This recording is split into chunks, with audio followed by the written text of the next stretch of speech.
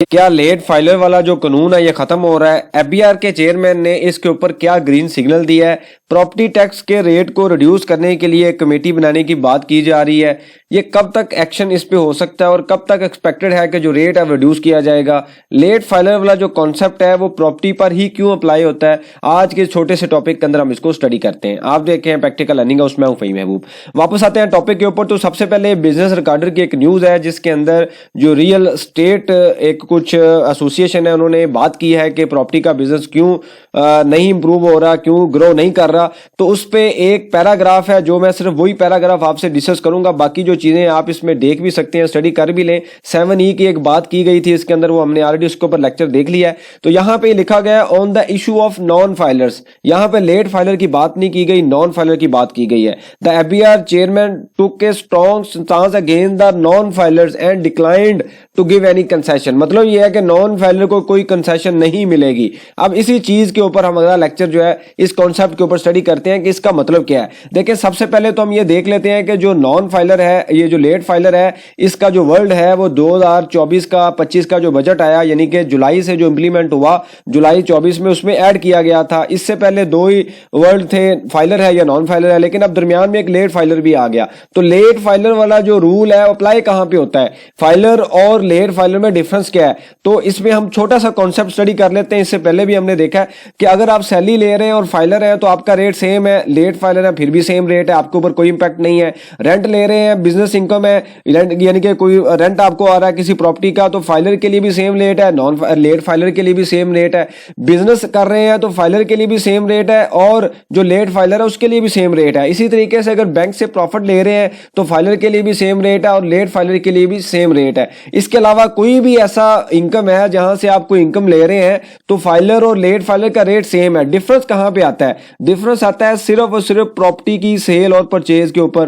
Property की cell और purchase के ऊपर अगर आप फाइलर हैं, जैसे ऊपर आपने लिखा हुआ है कि अगर आप फाइलर हैं तो आपका रेट यानी कि एक रेट है, फॉर एग्जांपल 3% है, और लेट फाइलर के लिए जो रेट होगा वो 6% होगा। मतलब ये हुआ कि सिर्फ और सिर्फ ये जो लेट फाइलर का कॉन्सेप्ट था वो किस पे अप्लाई किया गया? सिर्फ और सिर्फ प्रॉपर्टी के बिजनेस के ऊपर। ये इसके ऊपर क्यों अप्लाई किया गया? इससे पहले क्या होता था कि फाइलर और नॉन फाइलर का कॉन्सेप्ट होता था। लोग जाते थे और टेम्परेरी अपने आप को फाइलर करते थे, और अगर लेट फाइलर का लेट जो नॉन फाइलर का रेट अगर 6% है और फाइलर का रेट अगर 3% होता था तो टेम्परेरी अपने आप को फाइलर किया, 3% का बेनिफिट लिया और उसके बाद कभी भी टैक्स रिटर्न फाइल नहीं की जाती थी।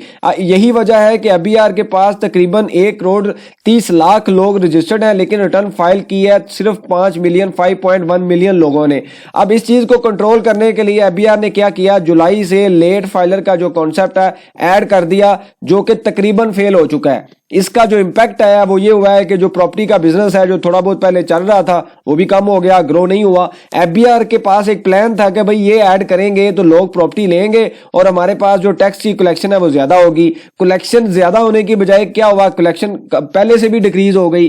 अब इसको मेंटेन करने के लिए जो रियल स्टेट का कुछ एसोसिएशन थी, उन्होंने एफबीआर के चेयरमैन से बात की और उसके ऊपर उन्होंने ये कहा कि जी हम इसके ऊपर कमेटी हमने बना दी है, और वो जो कमेटी है आने वाले दिनों में उसके ऊपर हमें एक अच्छी न्यूज भी मिल जाएगी कि प्रॉपर्टी के ऊपर जो रेट है, विदहोल्डिंग टैक्स रेट है, वो रिड्यूस किए जाएंगे। अब यहां पे जो मैंने बात की थी वो यही बात थी कि अगर आप उस न्यूज में अगर हम देखें तो वहां पे चेयरमैन ने बात की कि नॉन फाइलर के ऊपर कोई कंसेशन नहीं होगी। मतलब यह है कि जो बंदा नॉन फाइलर है उसका रेट ज्यादा ही होगा। हाँ, ये हो सकता है कि अगर कोई बंदा लेट फाइलर है उसको खत्म कर दिया जाए, या उसका रेट फाइलर और लेट फाइलर वाला सेम हो जाए, या पहले 3% था अब उसको जनाब पहले इसके बाद लेट फाइलर का 6% था तो अब उसको कम कर दिया जाए। फाइलर का अगर 3 है, लेट फाइलर का 6 था, उसको कम कर दिया जाए, 4% के करीब कर दिए। या ये भी चांसेस है कि लेट फाइलर का जो वर्ल्ड है वैसे ही खत्म कर दिया जाए, क्योंकि जो उनका कॉन्सेप्ट था वो उसके मुताबिक रिजल्ट तो आए नहीं, कलेक्शन तो आई नहीं,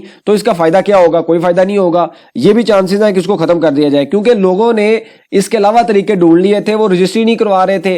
वो 1200 रुपए का स्टाम्प बैंक में रजिस्टर्ड जाके रजिस्टर्ड करवा लेते हैं और रजिस्ट्री नहीं करवा रहे थे। तो इस तरीके से जो उनकी कलेक्शन थी वो कम हो गई। जो बिजनेस कर रहे हैं वो क्या करते हैं कि आज उन्होंने कोई चीज परचेज की, कल सेल करनी है तो वो रजिस्ट्री नहीं करवा रहे थे, स्टाम्प की बेस पे चलते हैं और आगे वो पार्टी को सेल कर रहे थे। इस तरीके से लोगों ने उसका सोल्यूशन ढूंढ लिया। अब क्योंकि ऑनरशिप आपके पास है, आप जो मर्जी करें, रजिस्ट्री करवाएं या ऑनरशिप ना चेंज करवाएं। तो यही वजह है कि एफबीआर ने अभी ग्रीन सिग्नल दिया है कि इसके ऊपर हम डिस्कशन कर रहे हैं, हमने कमेटी बना दी है। हमारी इंफॉर्मेशन के मुताबिक यही है और जो वहां पे लिखा हुआ है उस पे लिखा हुआ है तकरीबन जो लेट फाइलर का कॉन्सेप्ट है इंशाल्लाह उसको खत्म कर दिया जाएगा। ये कंफ्यूजन क्रिएट हुई है, फाइलर नॉन फाइलर का वर्ड पहले लोगों को याद नहीं हो रहा था, दरमियान में एक लेट फाइलर भी आ गया। इसी वजह से लोग जब कंफ्यूज हुए तो ये एक पैनिक क्रिएट हुआ, जिसकी वजह से जो ग्रोथ थी इस बिजनेस की वो रिड्यूस हो गई। टैक्सेस भी ऑब्वियसली आपको पता है पिछले 3-4 सालों में काफी इंक्रीज हुए हैं। तो ये एक लॉजिकल बात है, इसके ऊपर आने वाले दिनों में हमें अच्छी न्यूज मिल जाएगी और लेट फाइलर और फाइलर का इंशाल्लाह रेट जो है वो सेम होगा। आपके पास कोई सजेशन हो, क्वेश्चन हो, मेंशन कीजिए, इसके ऊपर हम डिस्कशन करेंगे ताकि जो लर्निंग का प्रोसेस है कंटिन्यू रहे। बहुत शुक्रिया, जज़ाकल्लाह।